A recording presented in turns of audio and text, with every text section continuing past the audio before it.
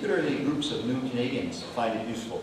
Because people say, oh, we didn't know that all this information is there somewhere. This is how I can write a letter. This is how I can take up a petition.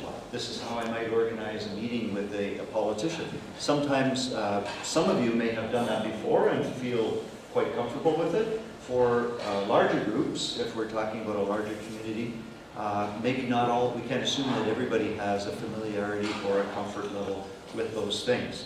I'm not really going to focus on a lot of the do's and don'ts, except in very general terms here. Advocacy means to plead in favor of. So someone was telling me earlier today that actually, if you ask somebody in your church community, in your faith community, are you an advocate? They will usually say, oh no, oh no, no. But if you ask people in our communities, have you ever stood up for someone or something that needed a word? They will say, oh yes, of course, and this is what they can tell you a story about it, you know? So what we have to actually begin to understand is that advocacy is part and parcel of who we are as a community of faith. In Christian terms, someone was talking to me about, we actually refer to the third person in the Holy Trinity as the advocate. That used to be a name for the Holy Spirit. So if you come from a Christian background, it shouldn't be that foreign to even use the language. But if you grew up like I did in a certain family, with Scots Presbyterian roots, even though my family is Catholic now, there were two things you didn't do. I spoke to the Ottawa Presbytery meeting on Tuesday night. It was great. But there were two things you didn't do. One, what are the two things you don't talk about? Religion and politics. Eh? A number of us we grew up that way. Those were things. And sex, you said? Yes. There you go. We've got over that one anyway. I think that when you get the Catholic Church I belong to, that's all they talk about. Anyway, so there you go. So we've heard many hints today about, I think the point I'd like to make is that those of us who are engaged Christians, whatever your particular issue might be, or engaged people from other faith communities, the point is that we no longer have this feeling that religion and politics are things we can't talk about. Most of us would agree, I think, they're things we have to talk about, and not only talk about, but act on. So to do that, in terms of lobbying, we really have to get to know elected officials. We have to make sure that we are informed and stay informed. And I think we'll get the impression in many of our faith communities we don't do that well. I think the biggest problem we have is our lines of transmission. We don't pass on the messages very well. We have to be able to voice our opinions in ways that they get heard, and we have to make sure that we're advocating for just policies. A lot of people out in the community, I think we have to recognize, a lot of people in the community don't necessarily look to the faith communities any longer as advocating for policies that are just. Sometimes we don't, we just don't own that territory automatically. So really, I'm going to focus on a couple of things in just a few minutes on how we might do this well at a federal level. But I think a lot of this would translate into provincial level or municipal level, whatever you do. The first thing I invite us all to do is very, very clear about knowing what you want to accomplish with this activity. So lobbying or advocacy, you have to know what you want to accomplish. And a good exercise is to actually write down what you want to achieve. And if you write it down and it's hard to understand, you're having trouble with it, or you end up with a whole paragraph, do it again until you get it straight. Some people talk about the elevator speech. You know, you're going on an elevator to the third or fourth floor with someone. Sherry DeNovo ends up getting on the elevator with you. What do you know in those few minutes that you can say very clearly and succinctly that, no, this is my issue and this is what I'd like you to do about it? If we're not that specific, it doesn't help us in the long run. And it might be as simple as, I want you to introduce legislation.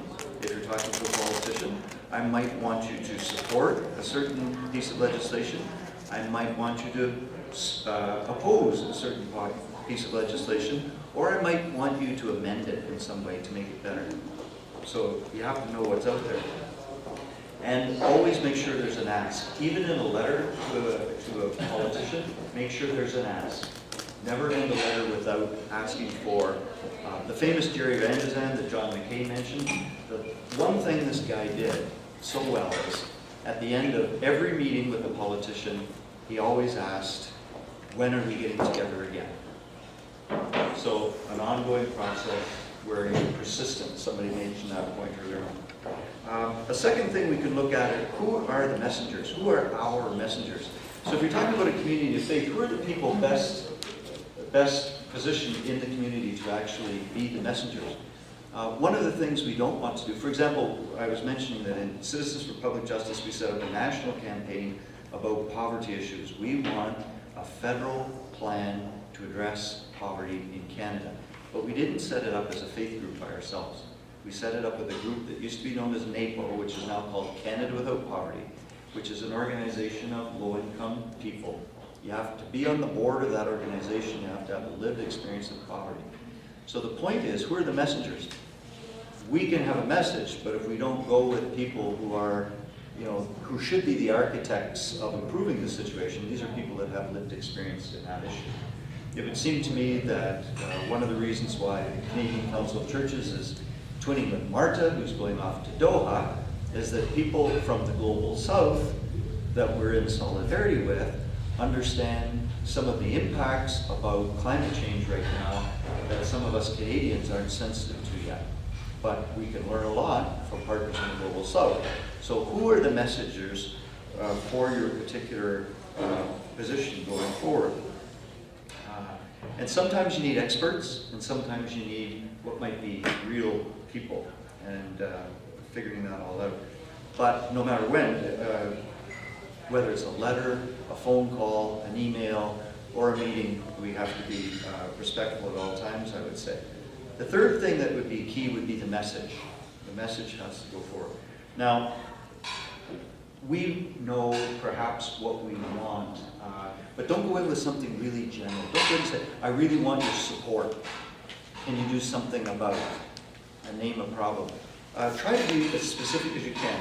And look for a possible congruence in the party's position. So if you're meeting with someone or writing to someone who's a politician from a certain party, they have a party platform. You can read it. You can see speeches. You can see documents that are, and you can tailor a message to different political parties by knowing what they did. So a group that I was lobbying with on the Hill last month was a group called Climate Action Network that Reed knows about some. I think Reed were there too, the same meeting. There was a briefing as we were, the 92 organizations are part of this coalition. PJ mentioned it this morning.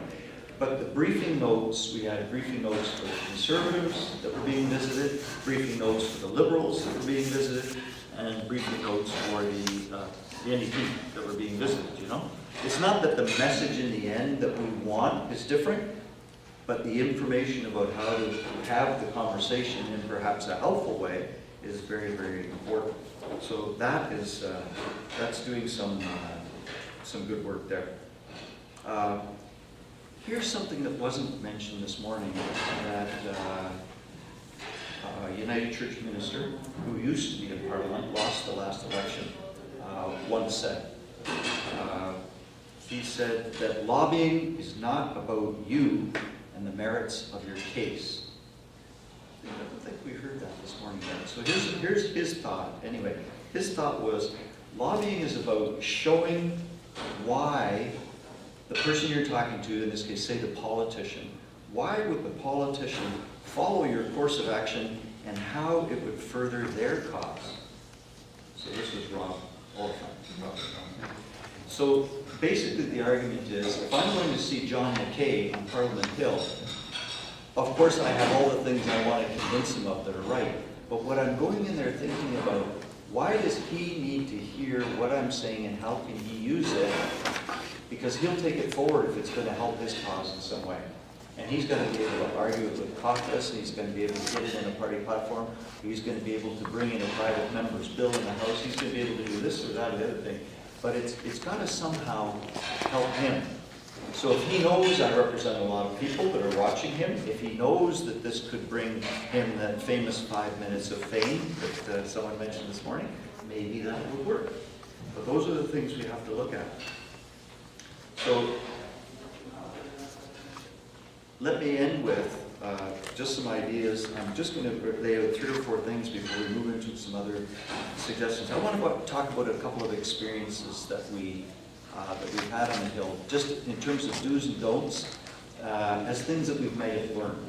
And you could disagree with me on any of these, but I'll at least throw out some that are quite concrete instead of general principles that I just talked about.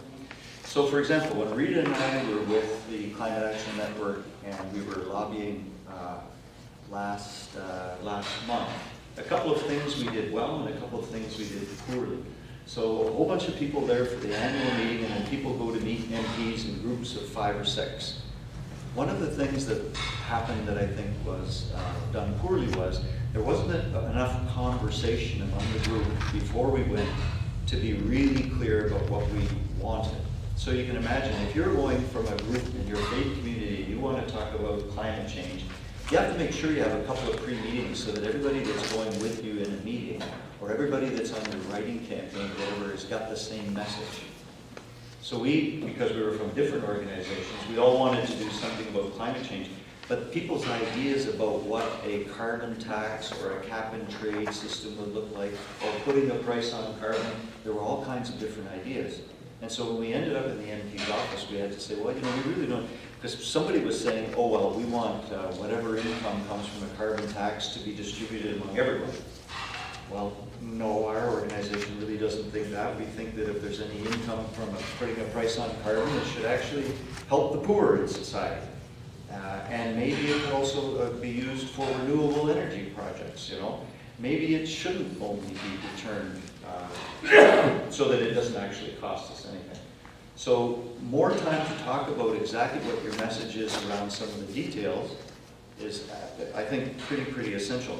The other thing that happened in a group like that is we visited 6 different MPs over the 2 days. And reporting back was supposed to happen from 6 different groups that were going up. So about 36, 40 MPs were covered in that event. But we still haven't got the report back on how all those meetings went. And the reason why was because it would have been so easy just to have a 1-pager that everybody had that says, this is the MP's name, these are the 3 things that we wanted to talk about, which we did. Were you actually able to cover all of those? And how did that particular MP respond to 1, 2, and 3 that were your priorities? And then it would be very easy to tabulate all of that and report back to everyone involved in the process.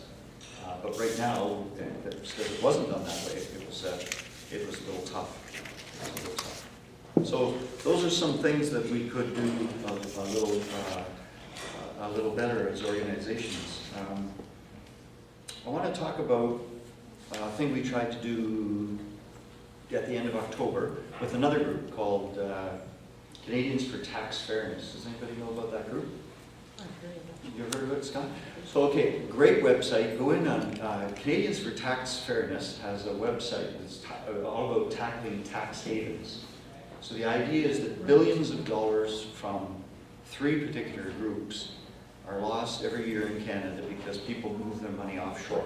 So either very, very wealthy Canadians avoid paying taxes by moving their money offshore, or very, very large multinational corporations, or people that are involved in crime, frankly, like mafiosos and others.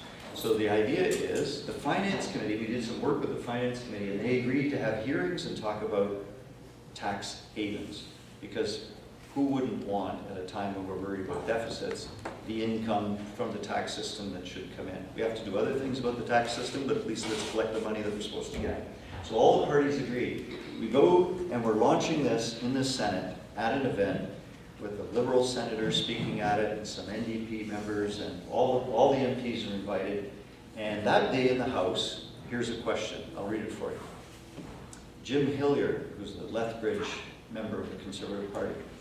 Mr. Speaker, later today, the NDP's National Revenue Critic will host an education session with Canadians for Tax Fairness, a far-left organization backed by big union bosses from CUPE and CAW, where tax fairness means tax increases.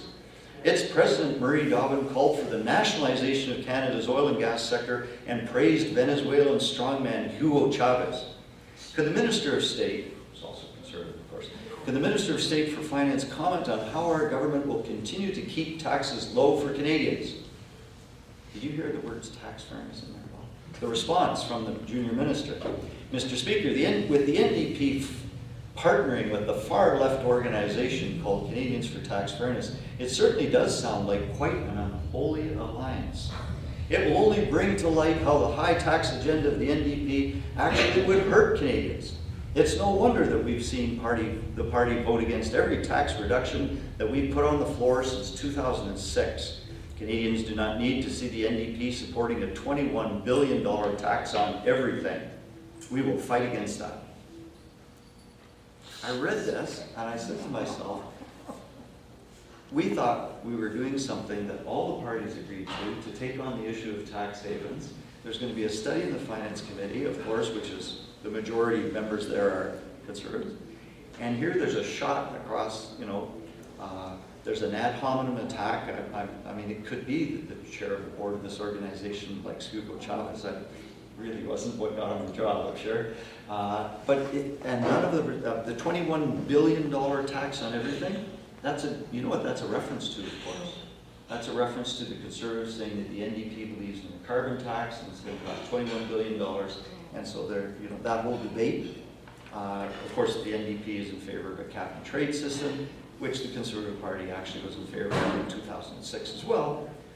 But aside from all those little details, you see that somehow we are living in a situation right now, and I think one of the questions was about that, but at least at the federal level, things are very, very polarized.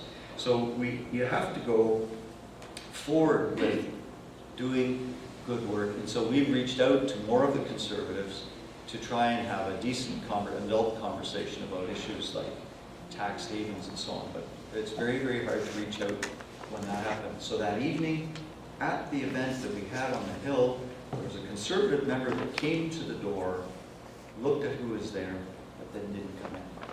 So I think we'll go visit that person and go forward in a different way.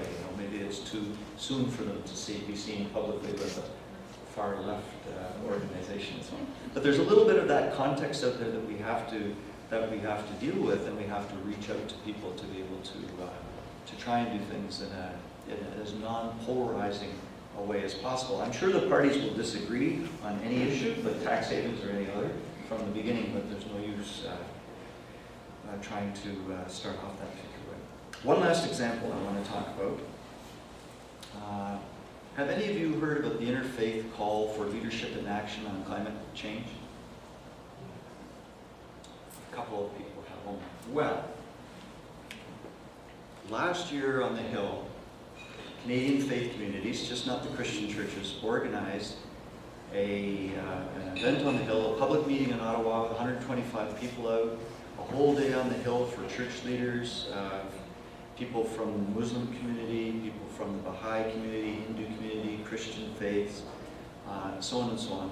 And we produced a document, this interfaith call. So I think for all of you interested in ecological justice issues, this was the first time ever the churches spoke together in Canada. The churches and faith communities spoke together on the climate change issue. And this is actually the thing that Wilbur Metzger was referring to today, that statement. So I think the statement is quite useful for you to have in your back pocket when you're trying to bring that home.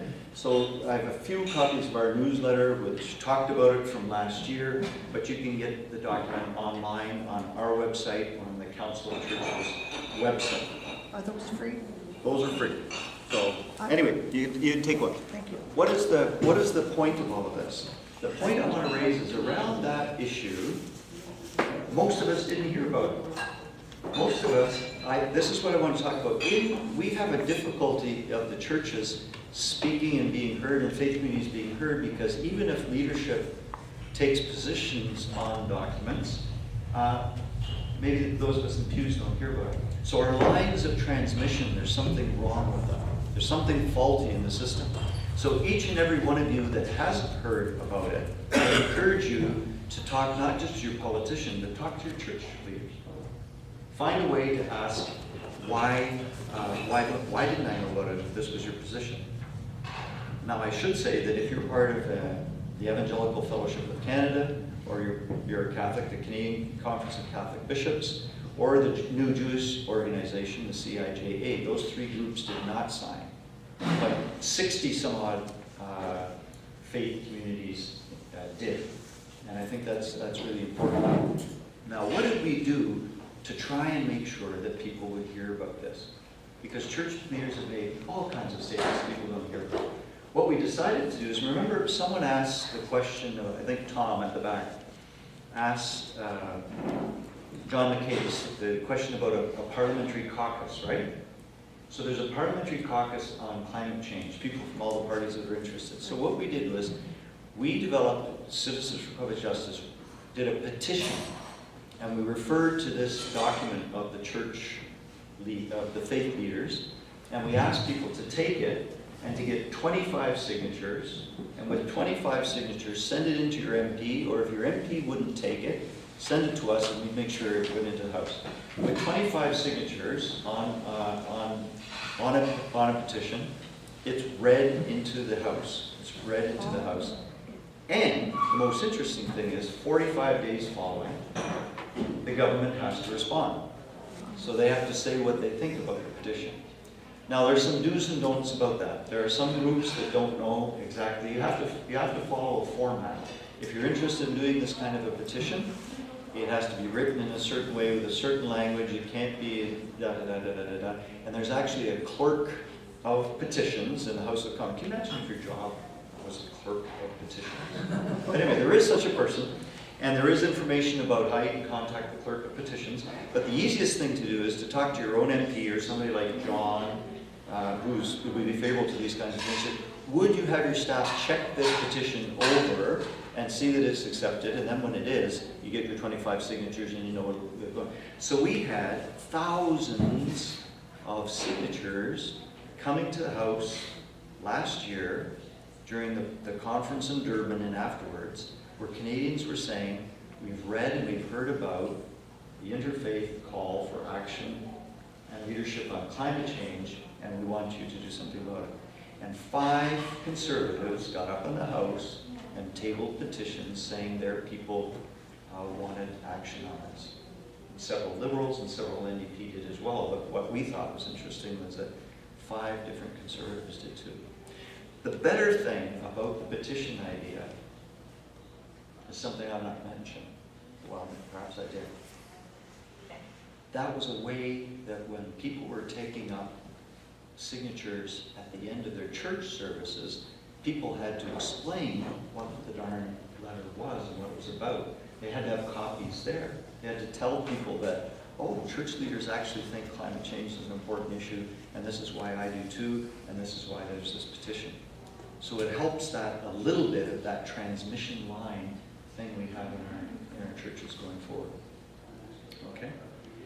Now, we have about half hour left.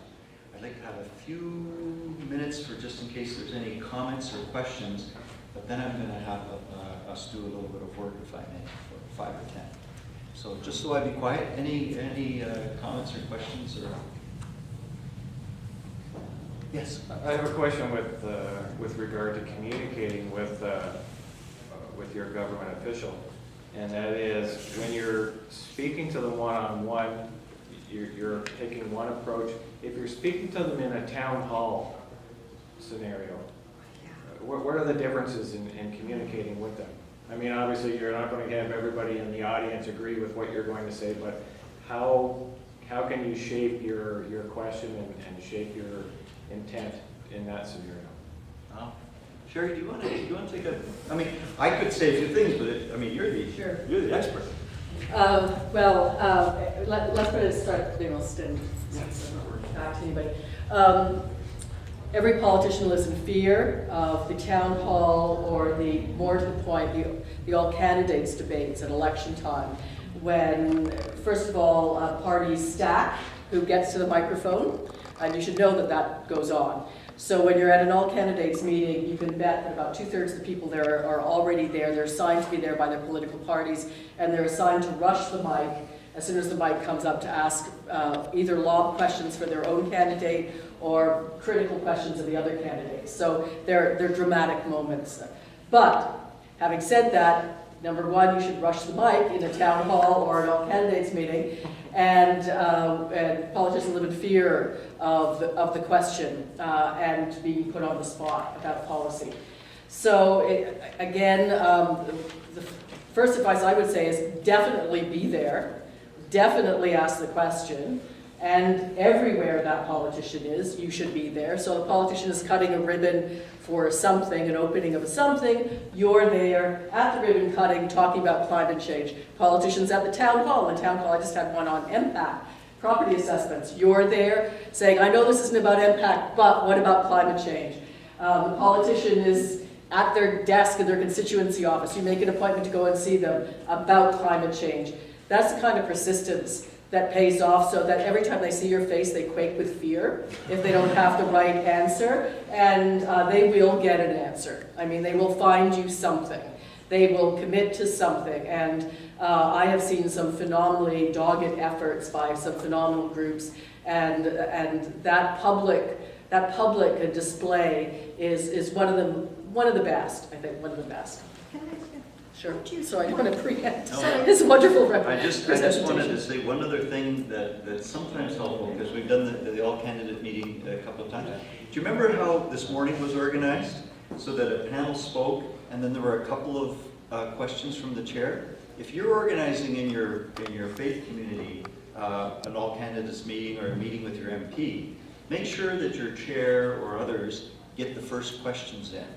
And there are two ways to do that. Sometimes you can let the candidates or the politician know, we're going to be asking these questions so that they can prepare.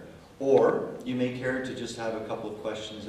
But you can, if it's your meeting, and you're meeting on particular issues that you're concerned about, in your faith community, then you can open the floor and then see that all the people rush to the mics. So that's another way around that problem, but yes. But in my writing, it's the Ratepayers Association that holds the all candidates meeting, and you have to write your question. And half the time your question isn't chosen. Yeah. And then what you do? Again, it's a numbers game, right? So if that's the system they use, the more questions you write, it's like a lottery, put them in the hat. The more, if you got 30 questions on climate change and 2 on something else, a question on climate change will be asked. So, that's, and the other thing, in my writing, we used to have 12 or 13 all candidates meetings. It was insane, literally insane. We've narrowed it down to 4 or 5, which is still 3 or 4 more than most have. Because I used to advocate what you're saying, Joe, which is if you're a faith community, have your own all candidates meetings. But I think you'll find now that most candidates are really loath to add to their schedules during the campaign period. It really is, for most politicians, kind of a waste of their time, and for all their volunteers who have to staff the meeting when they should be out walking, talking, and knocking. So that's probably not as good advice as once was. But I have to kudos to the Anglican Church, who did just that in the 2007 provincial election, where they had all candidates meetings specifically on poverty in churches, and we all showed up to those. So that was probably the first and the last, but at least it was a good try. Hope that helped. Okay. Any other questions or comments? I'd like to invite us to, especially Rita and our friend further at the back. There are 1, 2, 3, 4, 5 tables, and I'd like you to do a little bit of thinking here for me, because one of the things we can do best is, instead of listening to one person go on and on, is talk to each other a little bit. So, if we want, we're talking about petitions, or yeah. Online petitions, or the clerk check online petitions? No. Okay, there are two. So did everybody hear the questions about petitions and online petitions and so on?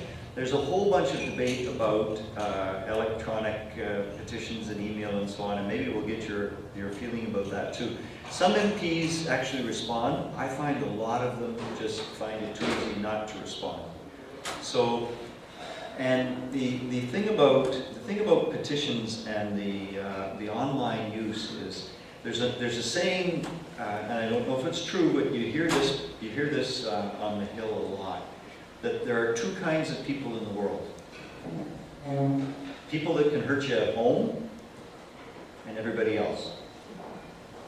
So if a politician gets an email, if my MP gets an email from me, and he knows that I have my postal code in it, he responds. But think of how many times you've signed on to an electronic petition and you never hear back. So I think politicians are because they get so much electronic messaging now, all the time, that I think they're figuring out ways to either take these things not very seriously or not have to respond, because you can't possibly do that all the time. So there's a lot of online campaign stuff out there. Some of it's very good. It gives a certain indication, but I'll tell you what, if it's a letter from yourself or an email from yourself to the person in your riding, that's, I think, what it's all about. So just to say, in terms of the architecture, you cannot have an online petition read in the House. You have to have a signed piece of paper with information, with people's postal code and all, address and all that stuff on it. So you won't find the same. When I mentioned that people get up and they can read into the House, into the record of the House, a petition with 25 signatures, that's not something that we can do at this point in our Parliament with electronic petitions. But that's a big issue, the electronic one. Maybe you have a different... Well, a couple of things. Joe's absolutely right in what he said, that the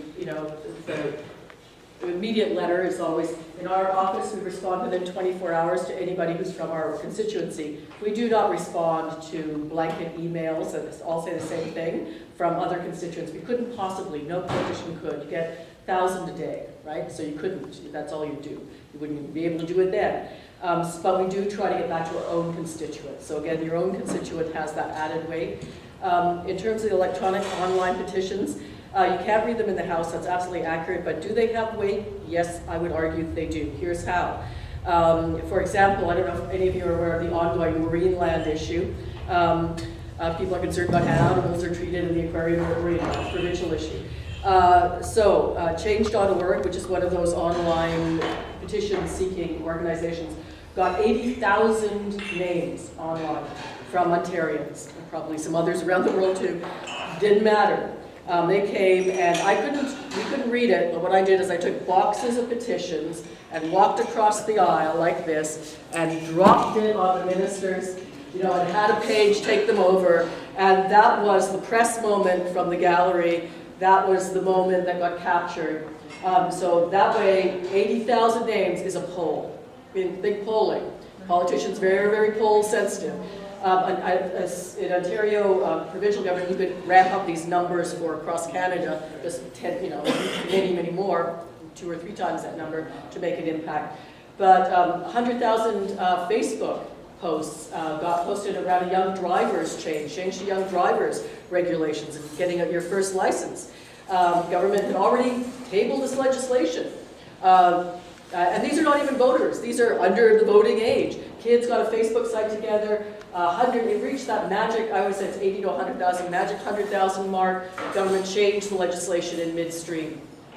Why? Ditto numbers and social media. Emails on the $10 minimum wage campaign. Nobody responds to them, and it was just a blanket email. Same email came in. You just count them every day. Your staff will do this subliminally, if not flat out keep numbers. The more emails, bang, bang, bang, bang, just numbers, pure numbers on one topic will get reaction and will get change done. But again, you have to reach massive numbers, and you have to, it's a coordinated effect. But I have seen it make dramatic changes. $10 minimum wage campaign, that's how we waged it, by email, not petitions. By the way, there's a way of fiddling around with petitions, both federally and provincially. For example, if it's a petition, you have to read them, but if it's a petition I agree with, you don't have to sign on to them. Yeah. You can sign on to them if you agree with them. But your MP or your MPP has to read them. But if you like it, if you like the petition, and you agree with it, and you sign on to it, I have petitions where I'll get like 10,000 signatures on an issue. I'll read them 1 page at a time, 25 at a time. So I'll be standing every day that the House is sitting and reading that petition that I can fit time in, because it goes in rotation. You might not always get a chance to stand, but you know, so you'll hear it over and over and over and over. Petition I don't agree with, but have to read anyway, I will wait until I've got the 10,000 and I'll read it once, right? Just saying, just letting you know the tricks of the trade. That's how it happens. And if you do have a petition and you don't hear it, you can always ask, why not? Right? Very good. So we have about 15 minutes left, so I'm going to try and move on if I can. That's okay. If every one of us listened to Willard, he actually said that there is a new statement out from the Council of Churches, so the Christian churches, if you will, on what Canada should be doing starting Monday in Doha for the Climate Change Conference of the UN. So without going all over this, how many of us knew about this? Marta, she's from El Salvador. Okay, so none of us knew about this. The reason why you don't know about it is because you're a normal person in a faith community. We don't get the idea well. So I'm going to ask people in your little table groups to spend 5 minutes, and then we'll come back, and just talk about 2 things. I want you to think about 2 things. Come up with some ideas. Okay, so there's a statement out from the churches. Now, Willard mentioned that it said 3 things. They're asking for the government to support a binding international agreement, demonstrate some national leadership by actually coming to a greenhouse gas reduction target for Canada and meeting it. And then the third thing is financing for those countries in the global south that need help with adaptation and mitigation. So things that are pretty straightforward. They're not rocket science kinds of things.